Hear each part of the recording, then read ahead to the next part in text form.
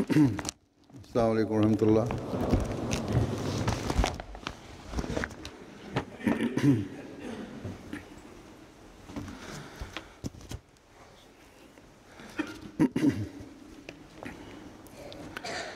أشهد أن لا إله إلا الله وحده لا شريك له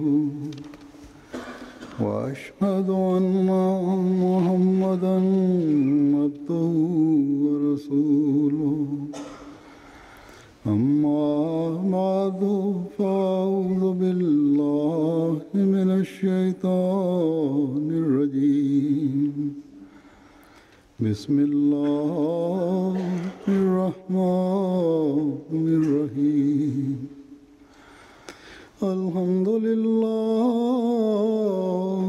رب العالمين الرحمن الرحيم مالك يوم الدين إياك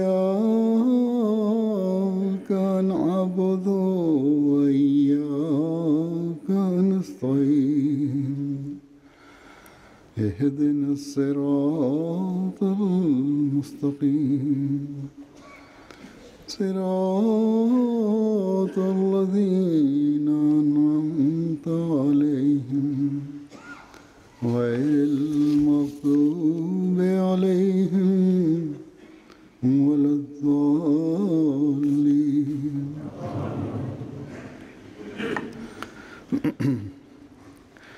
Allah Ta'ala के फजल से Wir beginnen mit der Übersetzung der Freitagsansprache. Mit der Gnade Allahs durchleben wir in diesen Tagen den gesegneten Monat Ramadan, und gesegnet sind diejenigen und glücklich schätzen können sich diejenigen, die von diesem gesegneten Monat profitieren. Und diese Segnungen werden einem zuteil, wenn man sich das Fasten bewusst macht, die Tat, und davon möglichst weitestgehend profitiert. Ohne Zweifel hat der heilige Prophet Muhammad sallallahu alaihi wasallam es uns erklärt, dass wenn der Monat Ramadan kommt, dann werden die Tore zum Paradies eröffnet, die Tore der Hölle werden verschlossen und der Satan wird in Ketten gelegt. Aber, sagt Hazur, für jeden werden diese Tore für alle Menschen geöffnet, so ist der Satan, ist der Teufel eines jeden gebändigt und ist für jeden die Tür und die Tore zum Jahannum, zur Hölle geschlossen. Für jeden kann das gewisslich nicht so sein. Sondern an dieser Stelle sind die Mu'minin, die Rechtgeleiteten, angesprochen. Daher stellt sich die Frage, kann man nur dadurch, dass man Moslem ist und nur sagt, ich bin Moslem und ich habe diese Überzeugung in mir und dann faste ich noch, kann man nur damit die Erlösung erlangen?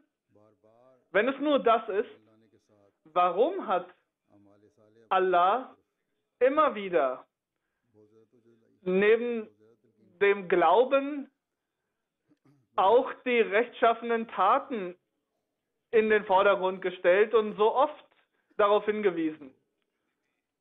Allah hat für keinen Menschen, egal welcher Religion er angehört, wenn er rechtgeleitet ist und wenn er also rechtschaffen handelt, wird er dafür belohnt werden. Das heißt, wenn wir nur fasten oder wenn wir durch den Monat Ramadan durchgehen, sind wir nicht die Erben des Paradieses damit automatisch. Es sind dazu Bedingungen und Voraussetzungen notwendig, die erfüllt werden müssen. Und es sind Bedingungen, auf die geachtet werden muss, dementsprechend gehandelt werden muss. Die rechtschaffenen Taten sind Pflicht für einen jeden Momin, einen Rechtgeleiteten. Wenn wir sonst von morgens, wo wir was gegessen haben, bis am Abend nichts essen, solche Menschen gibt es sehr viele auf dieser Welt, die essen morgens und essen abends. Aber und manche Fakirs, manche selbsternannte Fakire, sie haben sich da die Angewohnheit gemacht, dass sie mehrere Tage nichts essen. Aber die rechtschaffenen Taten und das Ibadat, das Gedenken Allahs, das fehlt ihnen. Manche können aufgrund von persönlichen Schwierigkeiten nicht essen. Manche haben eine persönliche Situation, eine finanzielle Situation, dass sie vielleicht nur einmal am Tag überhaupt was zu essen haben. Oder manche haben vom Arzt die Anordnung bekommen, sehr wenig zu essen und Diäten einzuführen und dass sie fast nichts essen den ganzen Tag über und besonders Frauen. Viele Leute, viele Frauen insbesondere essen den ganzen Tag über nichts. Also sagt, vor 2 Tagen ist meine Tochter zu mir, ist eine Frau zu mir gekommen, dann möchte die Tochter sehr dünn werden, weil das in der Öffentlichkeit besser angesehen ist und sie hat aufgehört, was zu essen und zu trinken und sie isst nur einmal am Tag und nur ganz wenig. Und im ganzen Monat hat sie 14, 15 Pfund, also 7,5 Kilo etwa, 7,5 Kilo an Gewicht verloren.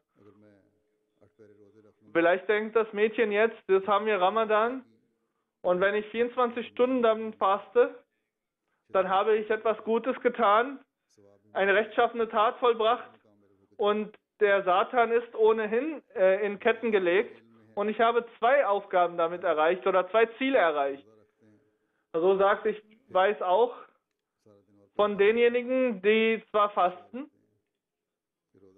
aber sonst den ganzen Tag über nichts machen, nur schlafen, damit sie nicht Schwierigkeiten haben mit dem Fasten und denken, sie haben jetzt eine rechtschaffene Tat vollbracht und dürfen dafür belohnt werden.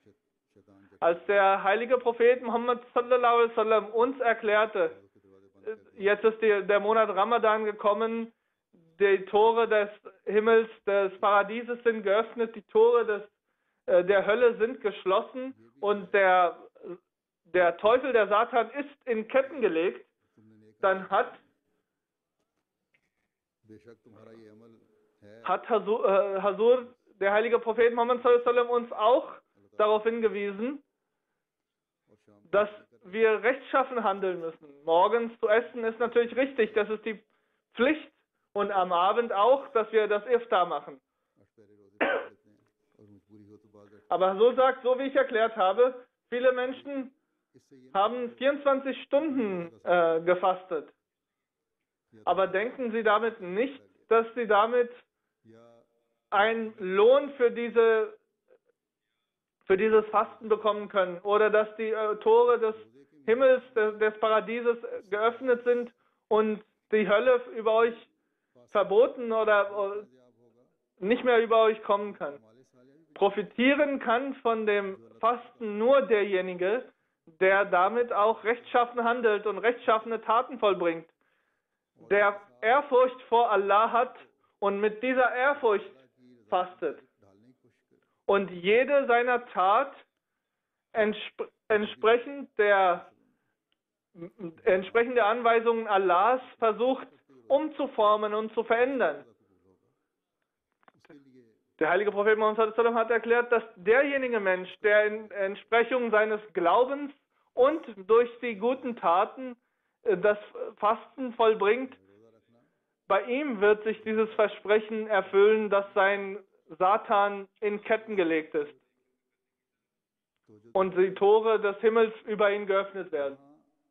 Wenn er in diesem Monat mehr Wert auf rechtschaffene Taten für sich und für andere legt und dazu aufruft und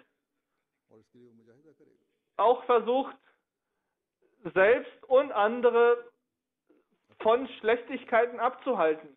Ein rechtgeleiteter Mensch, ein Mu'min, möchte auch das Niveau seines Gebets erhöhen und verbessern und achtet nicht nur auf Pflichten, achtet nicht nur nur auf Pflichtgebete, sondern auch auf die Nawafil.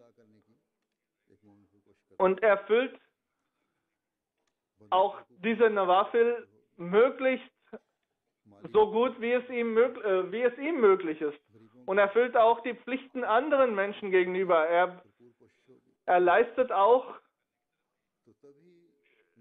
seine finanziellen Opfer und unterstützt auch arme und bedürftige Menschen. Nur dann kann er in wahrhaftiger Form sich zu denjenigen zählen, die ihre rechtschaffenen Taten auch erfüllt und vollbracht haben. Über den heiligen Propheten Muhammad sallallahu alaihi wasallam wissen wir, dass er das ganze Jahr über finanziell Opferbereitschaft gezeigt hat und allen anderen geholfen hat. Und das war ein Niveau der Opferbereitschaft, mit dem niemand anderes konkurrieren kann. Aber in dem Monat Ramadan war das so, er hat so gespendet und so verteilt das Geld, als ob ein Sturm wehen würde. Und das Niveau seiner Gebete war über dem normalen, durchschnittlichen Niveau. Das Niveau seines Gebetes kann nicht in Worte gefasst werden, aber während des Ramadan war das noch besonderer, noch herausragender. Und der heilige Prophet Muhammad sallallahu alaihi wasallam hat erklärt, denkt nicht, jetzt ist der Ramadan gekommen und ohne dass ihr was tut, werden euch Dinge zuteil, nur weil ihr gefastet habt. Der heilige Prophet Muhammad sallallahu alaihi wasallam hat unsere Aufmerksamkeit darauf gelenkt, wie wir davon profitieren können, die wahrhaftige Form des Profits, dass wir daraus ausschlagen können. An einer Stelle sagt der heilige Prophet Muhammad sallallahu alaihi wasallam, also sagt, vorher habe ich die Situation erklärt, dass derjenige glaubt und sich verbessert, aber so sagt, dass derjenige, der nicht aufhört zu lügen und zu betrügen, Allah möchte von demjenigen nicht, dass er fastet, oder ist es ihm egal, ob er fastet oder nicht fastet.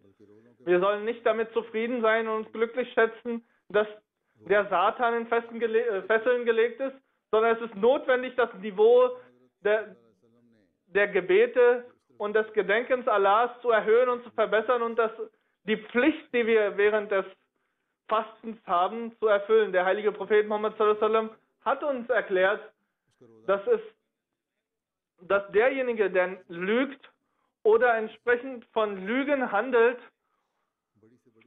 und betrügt, er kann davon nicht profitieren. In diesen Worten ist von dem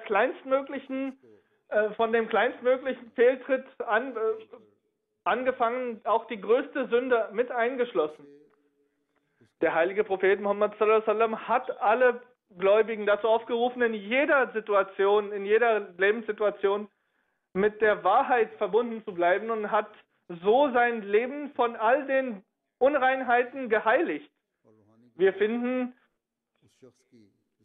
Beispiele dafür und alle Schwächen, sowohl die geistigen, körperlichen als auch spirituellen Schwächen, werden nur dadurch, dass wir uns der Wahrheit verpflichten und vollständig uns der Wahrheit unterwerfen, gelöst und geheilt. Der heilige Prophet Muhammad sallallahu alaihi wasallam hat die Lüge auf der Ebene des Schirk, der Gotteslästerung erklärt. Eine Sünde, die so hoch ist wie die Gotteslästerung. Der verheißte Messias Islam hat in Bezug dessen erklärt, dass die Unreinheit dass ihr von der Unreinheit des Götzendienstes und der Unreinheit der Lüge euch entfernt sollt. Haltet euch fern von Götzen und haltet euch fern von Lüge, denn Lüge ist eine Form des Götzendienstes, weil derjenige, der lügt, der hat nicht Vertrauen auf Gott. Und wo der heilige Prophet Muhammad sallallahu alaihi wasallam erklärt hat, dass derjenige, der lügt und derjenige, der sich der Lüge wirft und demnach handelt, dessen Fasten wird nicht akzeptiert. Und das ist kein Fasten. Das heißt, man darf nur in Übereinstimmung mit dem Befehl Allahs das Fasten vollziehen. Und wo es im Koran heißt, Ja ayyuhallazina amanu kutiba alaykumus siyam, o ihr Menschen, die ihr geglaubt habt, auf euch ist es zur Pflicht gemacht worden zu fasten und deswegen sollt ihr fasten. Und weiter. Und derjenige, in dessen Anordnung das steht, dass gefastet werden soll, es ist die Anordnung Allahs, die wir erfüllen, aber auf der anderen Seite, dass derjenige, der euch dazu aufruft zu fasten, zu ihm wird die Lüge als Form eines Götzen erhoben und auf sein Niveau gehoben. Das kann nicht sein. Der Vers Messias hat erklärt, dass all die Dinge, die ein Mensch macht, für ihn ist, für ihn selbst ist, aber das Fasten ist für Allah. Wenn etwas auch für Allah gemacht wird und nur umgesetzt wird, um Allahs Liebe zu erfahren und man die Erwartung hegt, dass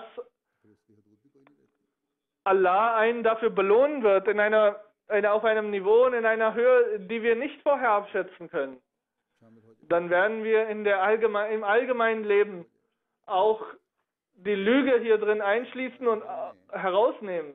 Und wenn trotzdem in unseren Taten, in unseren Worten die Lüge sich breit macht, dann ist das ein Widerspruch. Der heilige Prophet Muhammad sallallahu alaihi wasallam hat nicht nur die Lüge der Zunge als Sünde bezichtigt, sondern auch seine Taten.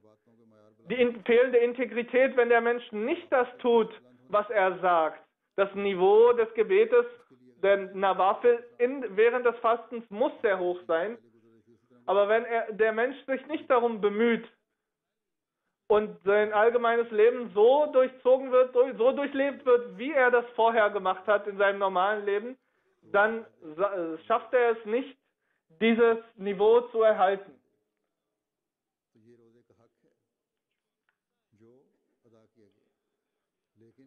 Und wenn mit einem gestritten wird während der Fastenzeit, dann soll er sagen, ich faste und er soll sich umdrehen. Aber wenn in dieser Streitigkeit mit Streit geantwortet wird, dann ist das eine fehlende Integrität in den Worten und den Taten. Wenn die Pflicht anderen gegenüber nicht erfüllt wird, obwohl das Teil des Glaubens ist, dann ist das ein Fehltritt, eine Sünde, wenn der Mann mit der Frau Streit hat und während des Ramadan sich mit der Absicht, es nicht zu einer Verbesserung des Gemüts kommt, dass wir für Allah und für unsere Religion unsere inneren Beziehungen verbessern müssen und die Liebe wiedererwecken müssen, damit wir Allahs Liebe erfahren können und damit Allah selbst uns erlöst.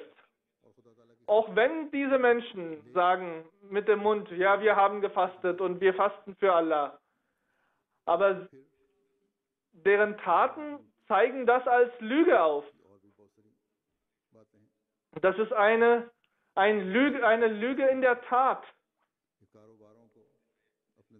in der praktischen Umsetzung. Und das Ultimative, das gipfelt letztlich darin, dass die Menschen in ihren weltlichen Belangen, in den materiellen Dingen, in den Vorteilen, die sie auf dem materiellen bekommen, während des Fastens und trotz der ganzen Zikr Ilahi, trotz der Nawafil, die sie verrichten, trotz der Aufmerksamkeit, dass sie dem eine höhere Stellung einräumen, ihren persönlichen Belangen. Und manch einer, der Handel treibt oder der arbeitet, er nutzt die Lüge Und im Gegensatz zu Allah ist für ihn die Lüge das wichtigere Gut. Und sowohl die gesprochene Lüge als auch die fehlende Integrität zwischen den Taten und dem Glauben und den Worten ist ein Götzendienst und ein Unterschied.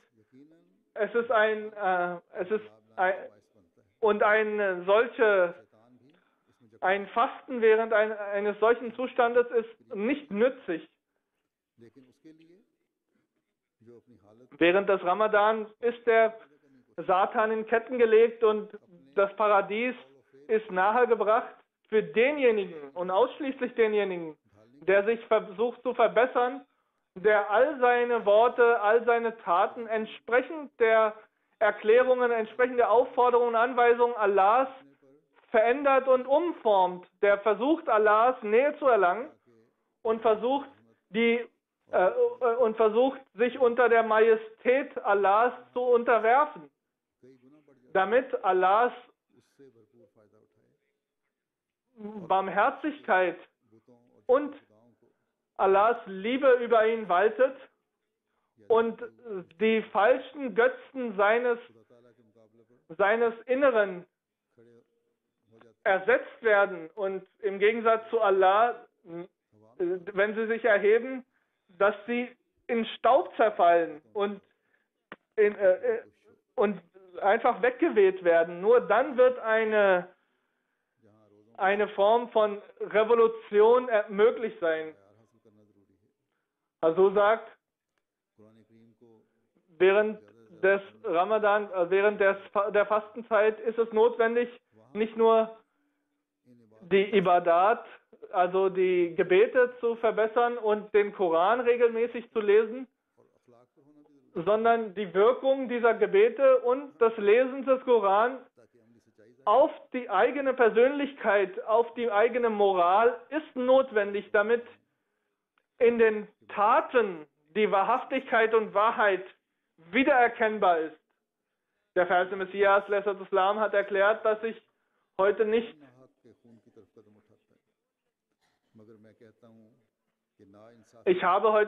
den Befehl bekommen, heute Blut zu vergießen, weil kein vernünftiger Mensch heute Blut vergießt.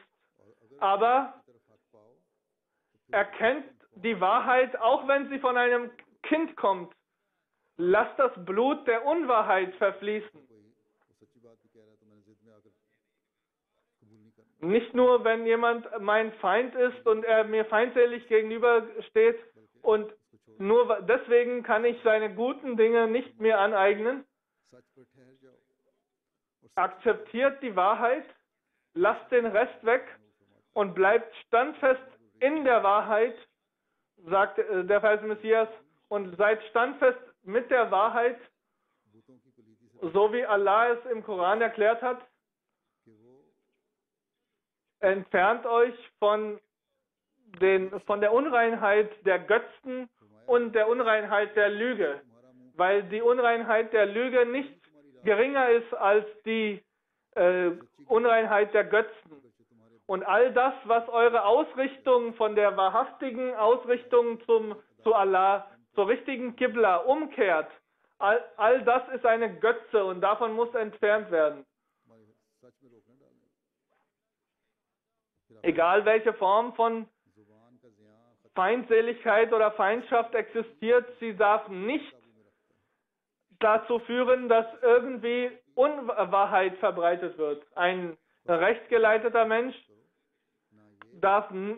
spricht nie etwas, wo er später sich etwas Falsches vorhalten müsste. Gottesfurcht heißt, dass er mit der Wahrheit verbunden bleibt. Und während des Ramadan, ganz speziell, sagt Hazur, müssen wir die Gottesfurcht hochhalten und entsprechend der Gottesfurcht des Taqwa leben, damit die Tore des Paradieses, die geöffnet sind, damit wir den Eintritt in das Paradies vereinfacht hinbekommen. Und wenn jeder Einzelne von uns prüft, dann wird er selbst feststellen und das Gefühl dafür bekommen, dass diese Worte, dass diese Anweisungen, die mit so viel Schmerz vom verheißenen Messias niedergeschrieben worden ist, speziell für die Jamaat in ein Missverständnis ausgeräumt, Asallahu Ham in dem Buch ist, zu finden ist, damit wir uns dem gegenüber unsere Pflicht erfüllen können.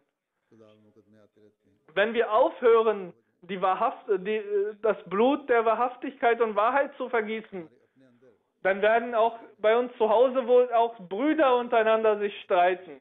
Auch in der Gesellschaft der Ahmadis gibt es so viele Probleme von Geldzahlungen und ausbleibenden Geldzahlungen. All das würde sich schnell lösen. All diese Probleme entstehen, weil nicht mit der Wahrheit gearbeitet wird, weil nicht entsprechend der Wahrheit gehandelt wird, sondern das Ego eine höhere Stellung bekommt. Der verheißene Messias Islam hat gesagt, wenn ihr das Niveau des Akzeptierens von von guten Dingen so sehr erhöht, dass wenn ein kleines Kind euch was erklärt, dass man das umsetzt. Das wird dann nicht mehr dazu führen, zu sagen, wie kann es sein, dass es ein kleines Kind ist oder ein so armer Mann ist, dass er mir die Wahrheit sagt. Um die Wahrheit zu erkennen und sich der Wahrheit zu unterwerfen, ist es notwendig, demütig zu sein. Und diese Demut für die Wahrheit und für die Verbundenheit mit der Wahrhaftigkeit, die kommt mit nicht nur einmal, sondern in der Folge.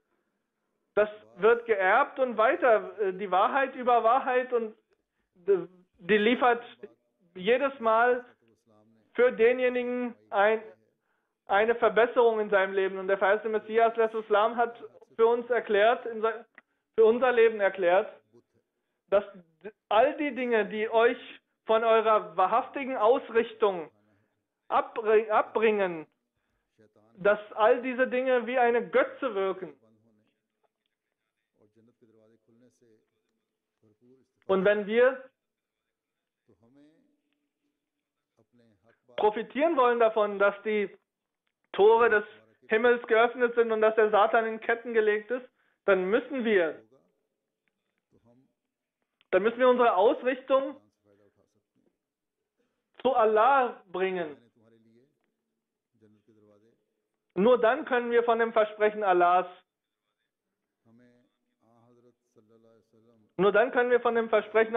wo er uns erklärt, dass er während des Ramadan die Tore des Himmels geöffnet hat und die Tore zur Hölle geschlossen hat und den Satan in Ketten gelegt hat, nur dann können wir das in uns erfüllt sehen. Wenn wir nicht das Niveau unserer Wahrheitsliebe und unserer rechtschaffenen Taten erhöhen, dann bringt es uns nichts und Allah bringt es auch nichts, dass wir hungern oder durstig sind.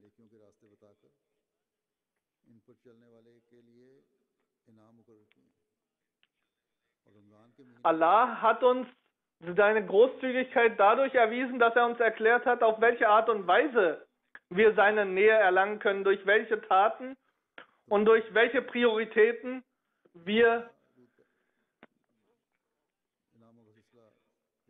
seine Nähe erlangen können. Und während des Ramadan hat er uns nochmal ermöglicht, noch viel einfacher und noch viel schneller seine Nähe und sein Wohlgefallen zu erlangen. Und Allah sagt, kommt und tretet ein in meinen Schutz und in einen paradiesischen Zustand. Aber um das zu schaffen, ist es notwendig, sowohl mit der Zunge die Wahrheit zu sagen, als auch in seinen Taten Integrität und Rechtschaffenheit walten zu lassen. Heutzutage sehen wir in den Autos die Navigationssysteme und mit den Navigationssystemen erreichen wir das Ziel sehr schnell und richtig. Und ohne das Navigationssystem irrt man umher. Also sagt, die weltlichen Navigationssysteme haben manchmal Schwierigkeiten. Es gibt neue Wege. Ein Weg ist besser, einer ist schlechter. Oder neue Straßen werden gebaut und nicht ausgeschildert. Und man sucht kurze Wege und schafft es nicht, zum Ziel zu kommen. Aber wenn jemand die Ausrichtung zu Allah richtig hat und wahrhaftig hat, dann kommt man direkt und ganz direkt auf direktem Wege zu den Toren des Paradieses. Also sagt, jeder einzelne von uns soll das Niveau seiner Gebete erhöhen, um besser und die Integrität zu wahren in seinen Taten und seinen Worten, damit die Tore des Paradieses über ihn geöffnet werden können. Also sagt, ich habe dieses Thema kurz gefasst in dem Thema. Heute möchte ich noch über einen älteren weisen Mann, der vor kurzem gestorben ist, berichten. Daher ist das kurz gehalten worden. Eventuell wird das nächste Woche fortgesetzt. In Pakistan, jeder Ahmadi kennt ihn, die älteren Leute kennen ihn alle. Shakil Ahmad Sahib, er war Wakil Mal Awwal über eine längere Zeit. Er ist derjenige Mensch, der in dem System der Jamaat, das wir jetzt aktuell haben, wenn nicht die grundlegenden Fundamente gelegt hat, aber trotzdem die mittleren Steine dort dazu beigetragen hat. Und er hat von dem zweiten Kalifen seine Erziehung erhalten dafür und wurde darin eingeführt und gelehrt. All die Früchte, die wir heute sehen und von denen wir heute profitieren, darin haben die älteren Herren und Herrschaften, die dafür ihre Zeit früher geopfert haben, um das einzuleiten, darin haben die einen großen Einfluss gehabt. Chaudhry Shabir Ahmad Sahib ist am 22. Juli 2012 im Alter von 95 Jahren verstorben, Inna lillahi wa inna ilaihi raji'un. Sein Vater, Hazrat Hafiz Abdul Aziz Sahib, und seine Mutter, Hazrat Aisha Begum Sahiba, waren Gefährten des verheißenen Messias, Lesat Islam. Sein Großvater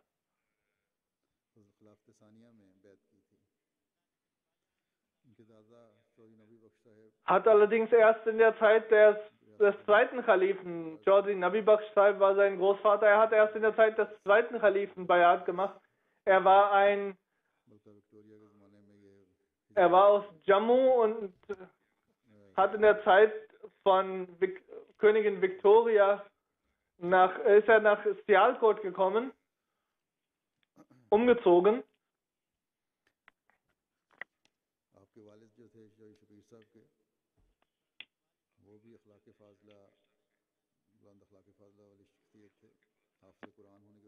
Der Vater von Chaudhry Shabir Ahmad Sahib, er war Hafiz Koran gewesen und war sehr bekannt in seiner Wohngegend.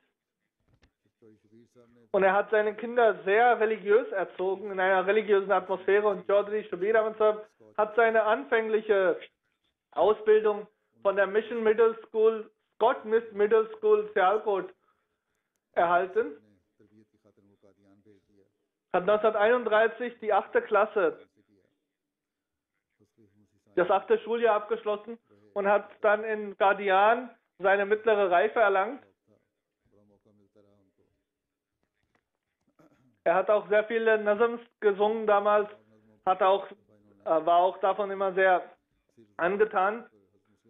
Außer Qadian, anlässlich einer Sirat Nabi Sitzung in Qadian hat er das Nazm vorgetragen, als der zweite Kalif diese Sitzung eingeführt hatte. Von dem College in Sialkot hat er seinen Bachelors abgeschlossen und mit Maulvi Sher Ali Sahib hat er dann im Büro gearbeitet, als Maulvi Sher Ali Sahib die Übersetzung des Koran in die englische Sprache umgesetzt hat. Und er hat, als Maulvi Sher Ali Sahib übersetzt hat, hat er das abgetippt auf der Schreibmaschine. Er war auch ein begnadeter Dichter gewesen. und hatte eine sehr schöne melodische Stimme. Er war sehr bestrebt, immer in Diskussionen sehr schnell, sehr gezielt auf den Punkt zu kommen und hat viele gute Eigenschaften in sich vereint. Im Jahre 1940 hat er Military Accounts studiert und im Jahre 1944 hat er sich dann für Waqf, für die Widmung seines Lebens, für die Dienste der Religion sich eintragen lassen.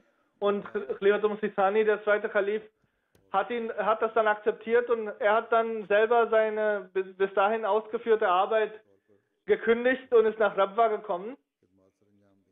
Und ab 1960 war er Wakil Mal Awwal, der erste Wakil für die Finanzen, und hat 52 Jahre dort gearbeitet.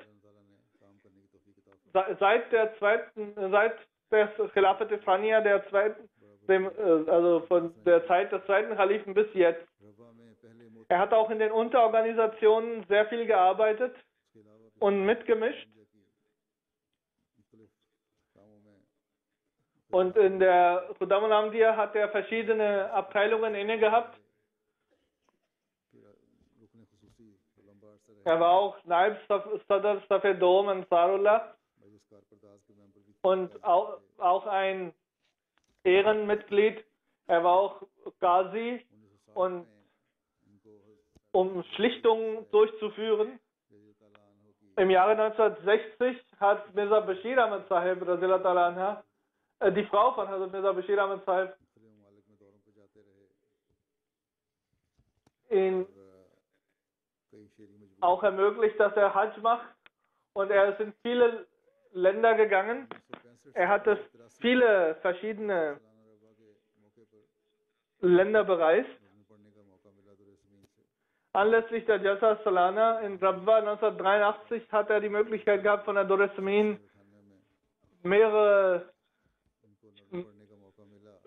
Verse vorne vorzutragen, und auch 1986 und 86 und 94 in der Jalsa England hat einmal der vierte Kalif erklärt, dass sie mit ihrem Gedicht die Erinnerungen an die alten Jalsas in Qadian und Rabwa wiedererweckt haben.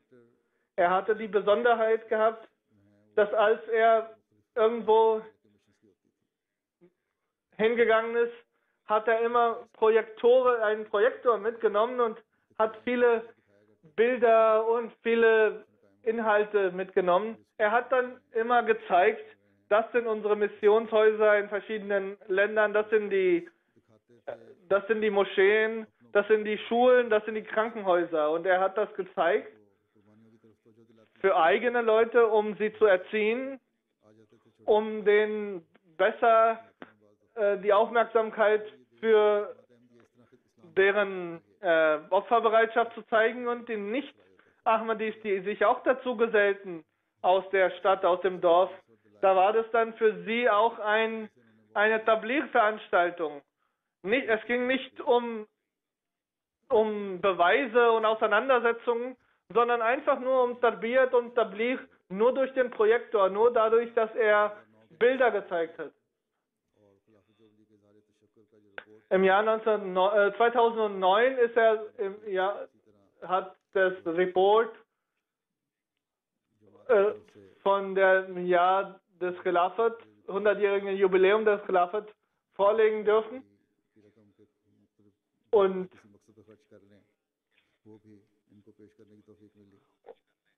es wurde eine Summe gesammelt, also in der ganzen Welt, nur für das Khilafat-Jubiläum, um es ganz bestimmt anzulegen durch Hazur.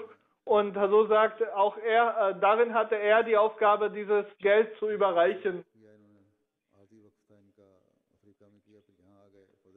Er war auch Naib al-Nazir, war auch Fazl Ahmad Tahir Sahib, Sekti Talim von der England Jamaat.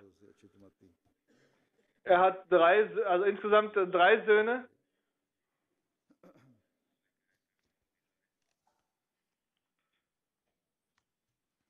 फिर इनमें ये खूबी भी थी कि अपने गैर अहमदी रिश्तेदारों को इस तरह तबलीग करते Er hatte diese herausragende Eigenschaft, dass er seine Nicht-Ahmadi-Verwandten über die Inhalte der Jamaat informierte, indem er die neuen Paragraphen und Abschnitte aus den Zeitungen, wo ein Thema diskutiert worden war, auch aus Al-Fazl, auch aus anderen Magazinen, so Abschnitte denen zugeschickt hat, damit sie das lesen. Mit den Mitarbeitern in dem Büro hatte er ein sehr inniges Verhältnis. Und Huzur sagte, als er krank geworden ist, hat Huzur angeordnet, dass er ein Auto für den Transport zur Verfügung gestellt bekommt. Und als jemand zu spät gekommen ist, um ihn abzuholen mit dem Auto, ohne dass er was sagt, er hatte eine sehr warme Persönlichkeit, ohne dass er was sagte, warum das Auto zu spät gekommen ist, hat er in einer kleinen Tüte ein paar Mandeln geschickt. Nehmen Sie das zu sich, damit Ihr Erinnerungsvermögen sich verbessert. Und seine Tochter erklärt auch, dass er nicht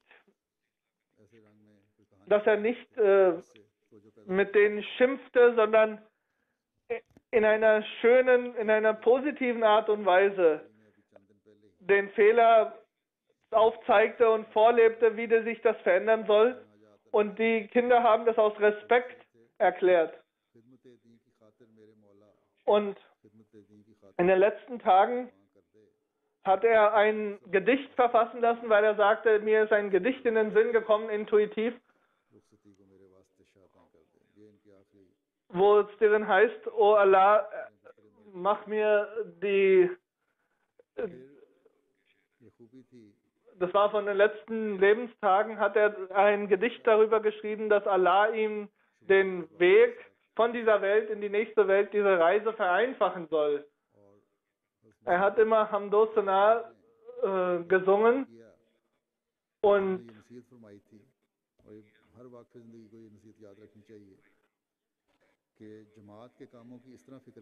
jeder Waqf Zindagi soll auch sich das vor Augen führen, wie er das erklärt hat, dass er hat das so erklärt, dass die Arbeit für die Jamaat so erachtet werden soll, wie eine Mutter ein Kind auch erzieht und sich darum kümmert. Trotz von Krankheit und Schwierigkeiten hatte er häuslich immer eine sehr, sehr gute Atmosphäre. Aber wenn es um seine Religion, um seinen Glauben ging, an vielen Situationen hat er das wiederholt und erklärt, seine Frau erwartete vielleicht ein Kind oder sie war krank. Und er hat immer erklärt, ich gehe für die Aufgabe, die Allah mir gegeben hat. Und Allah wird meine Aufgaben, die mir eigentlich obliegen, aber die ich jetzt nicht schaffen kann, der wird sie mir vereinfachen oder so ermöglichen, dass sie ohne mein Zutun verrichtet werden. Es sind vielleicht Kleinigkeiten, sagt Huzur, auf die er jetzt hinweisen möchte, aber davon sollten auch die Amtsinhaber in der Jamaat das vor Augen führen. Und ein Inspektor Mal von ihm, sie haben versucht, also mehrere Bücher rausgesucht.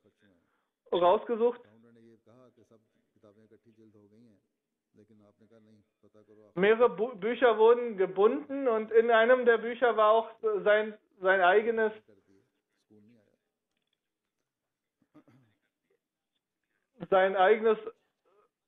Duresmin-Buch, das Gedichtbuch des Faisal Messias, mitgebunden worden.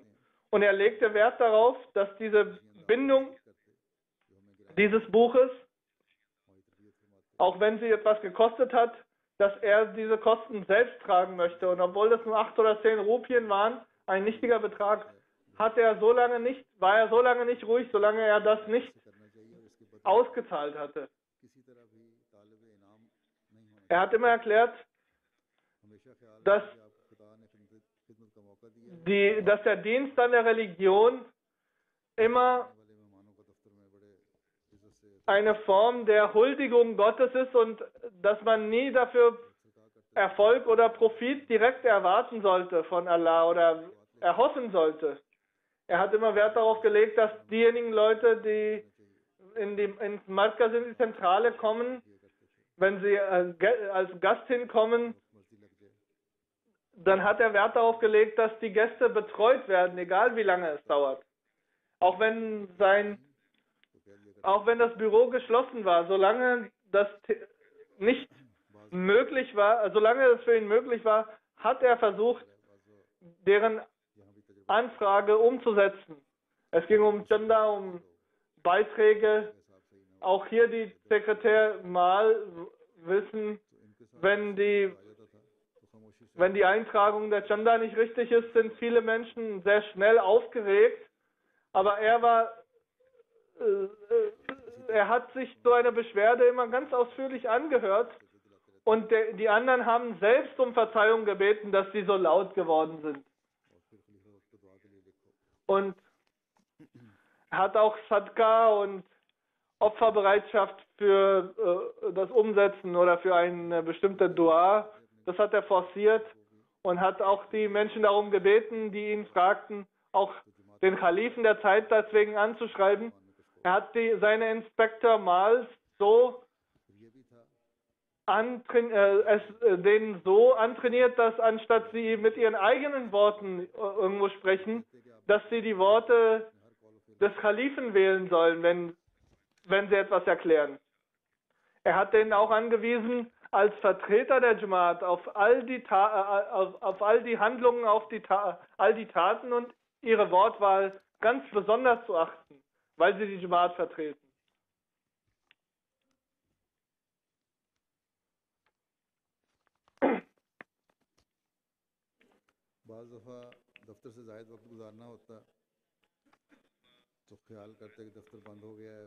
Wenn er manchmal länger im Büro bleiben musste,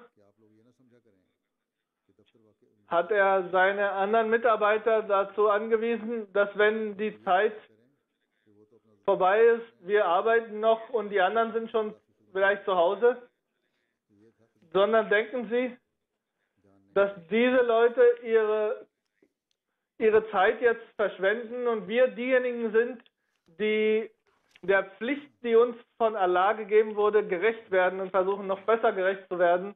Und das war sein Vorbild, seine vorbildliche Haltung gegenüber seiner Pflicht der Jamaat-Arbeit und der Arbeit an der Religion gegenüber.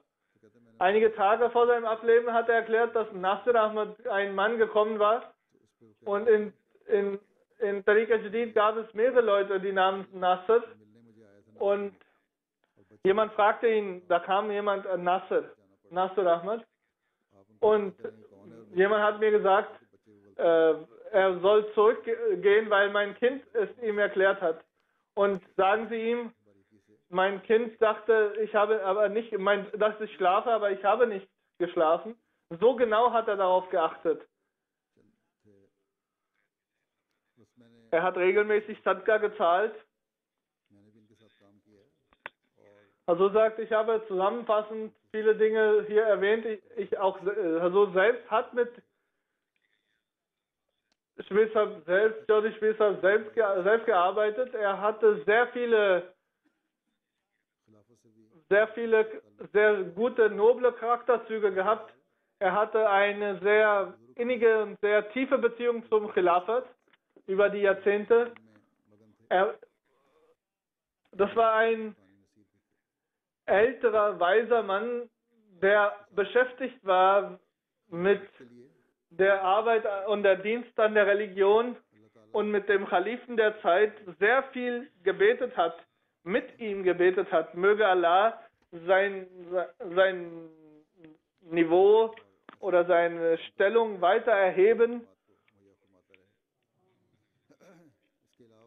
Und Möge Allah der Jamaat immer wieder solche Mitarbeiter schenken. और बाकी Auch andere Gestorbenen, नमाज के बाद ही मैं कुरान का जनाजा da möchte Hasan noch darüber sprechen, all das Namaz-e-Janaza reiht, das Totengebet bei Abwesenheit wird nach dem Jumma-Gebet stattfinden.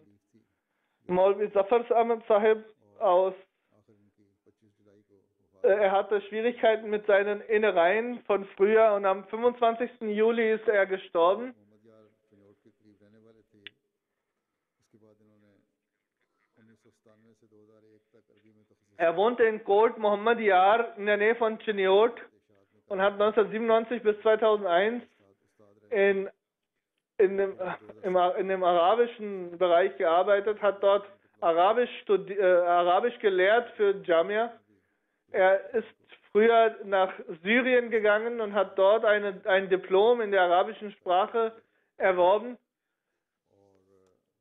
Als er dann zurückkam, ist er dann in der Islah Irshad Abteilung, war er Mitarbeiter gewesen. एक मुरब्बी की जो खसूसियात हैं वो भी इनमें थी वक्फ ज़िंदगी की खसूसियात इनमें थी Er war nicht nur ein wissender und umfassend informierter Mensch, er hatte auch die Eigenschaften eines Murabbi, er hatte auch ein Diplom in Homöopathie und hat armen Menschen geholfen, auch wenn jemand ohne Termin, ohne vorher anzukündigen gekommen ist. बड़ा अच्छा सलूक था अल्लाह ताला Mit seinen Mitarbeitern hat er ein sehr gutes Verhältnis gehabt und er hat Kinder, so sagt, möge Allah auch denen सब्र और हौसला दे दूसरा जनाजा है Möge Allah auch denen Geduld ermöglichen.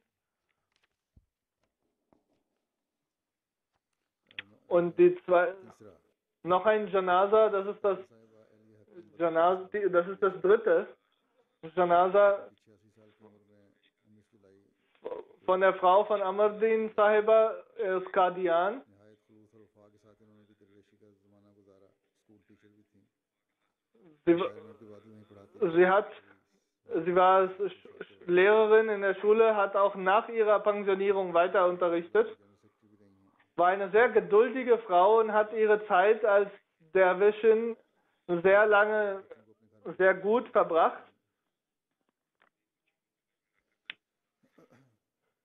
अल्लाह ताला मरहूमा के दर्जात बुलंद फरमाए Sie hat auch arme Kinder bei sich untergebracht und sie erzogen und unterrichtet. ये उनके खामिन Und Mariam Sultan Sahiba von die Frau von Muhammad Ahmad Khan Sahib, er ist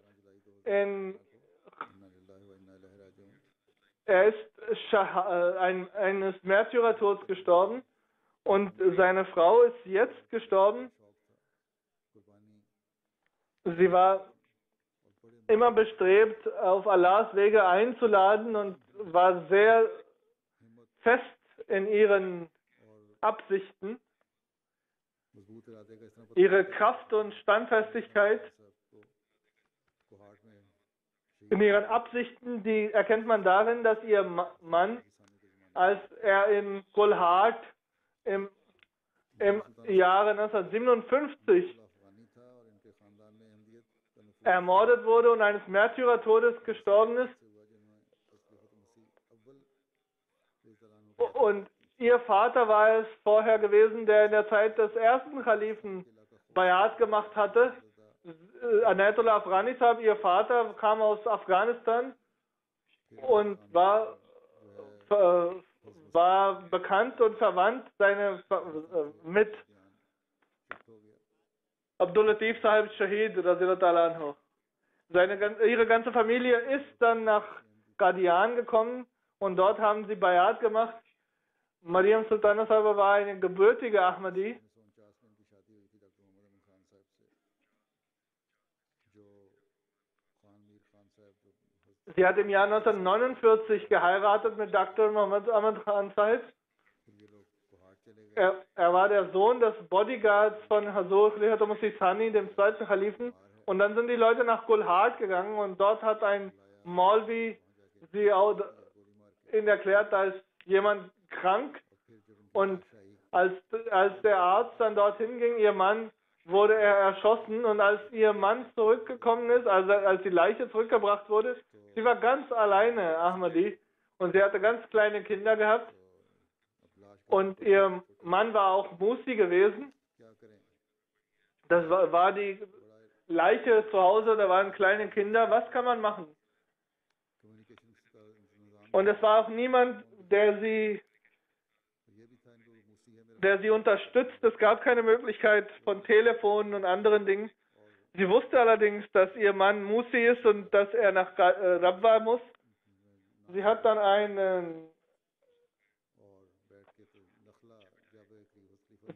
ein Fahrzeug organisiert und ist dann mit den Kindern und mit der Leiche nach Nakhla und danach nach Rabwa gekommen und hat dort ihre Kinder erzogen, dass ihre Kinder auf eine richtige Art und Weise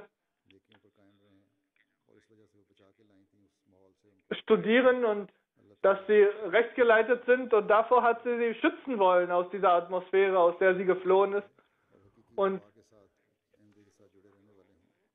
möge Allah wahre Diener in ihren Nachkommen, in ihren Nachkommen und deren Nachkommen weiter hervorbringen. Und von all denen,